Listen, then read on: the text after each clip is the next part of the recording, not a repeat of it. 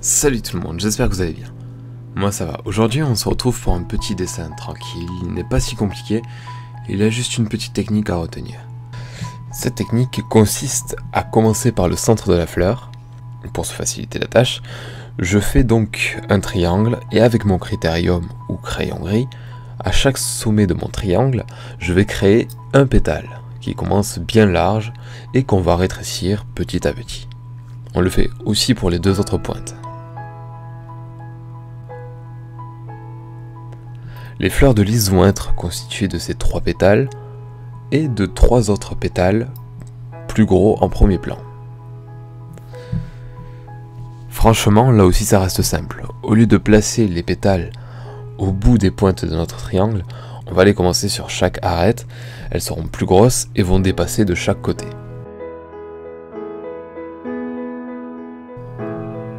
À chaque fois, mes tracés commencent sur les sommets, remontent vers le haut, puis se rejoignent lentement pour former un nouveau pétale.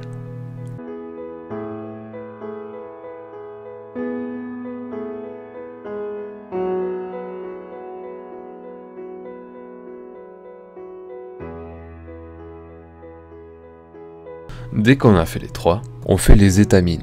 On considère qu'il y a une petite perspective sur la fleur, donc je vais les concentrer à ce niveau.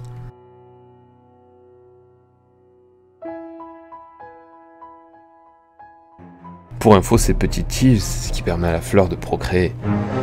Au bout, ces petites boules sont la membrane qui contiennent des grains de pollen. On les fera plus en détail par la suite. On fait ça en prenant notre temps, j'en ai mis 7, vous pouvez en mettre plus ou moins, ça ne change pas grand chose. Ensuite, je vais gommer les traces des pétales inférieurs pour laisser apparaître les gros pétales en premier plan.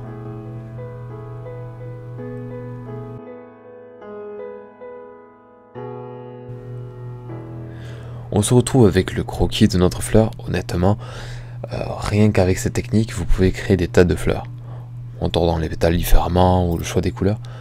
Nous, on va partir sur des couleurs basiques et chaudes. Je pense au jaune, au rouge et à l'orange. Le bord des pétales principaux, on va le recolorier en jaune. Les étamines en orange. Et le pollen sera pourquoi pas rouge.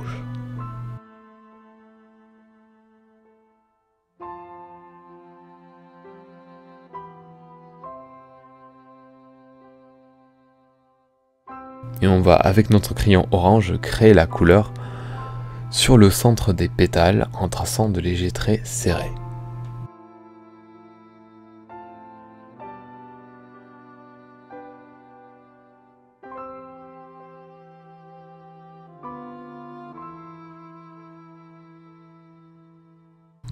Vous pouvez étaler avec votre doigt pour rendre la texture douce à la fleur et rajouter d'autres traits qui suivent le sens des pétales. N'hésitez pas à accentuer un peu si vous voulez rendre les couleurs plus intenses. Par contre, soyez sur vos gardes, car ça deviendra difficile à estomper.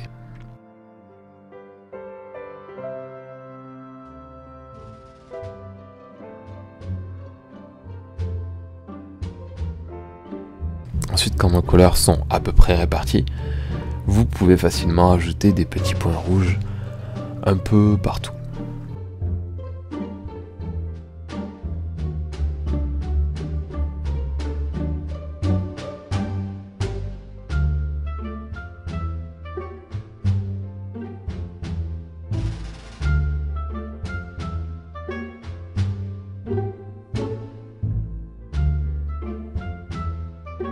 Vous pouvez aussi, si vous le voulez, créer avec un crayon gris des sortes de veines légères sur votre fleur, mais c'est vraiment pas indispensable.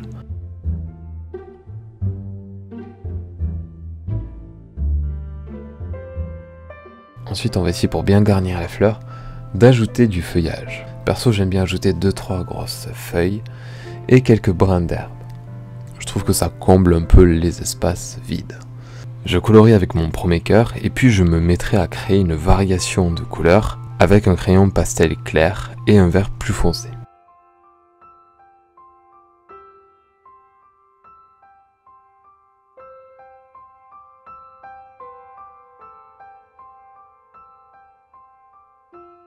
Maintenant, vous pouvez soit laisser la fleur au naturel comme ça, soit en créer les contours. Alors je vais quand même le faire pour vous montrer.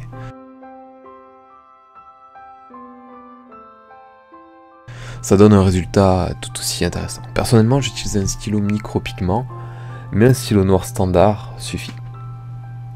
On repasse bien tous les contours.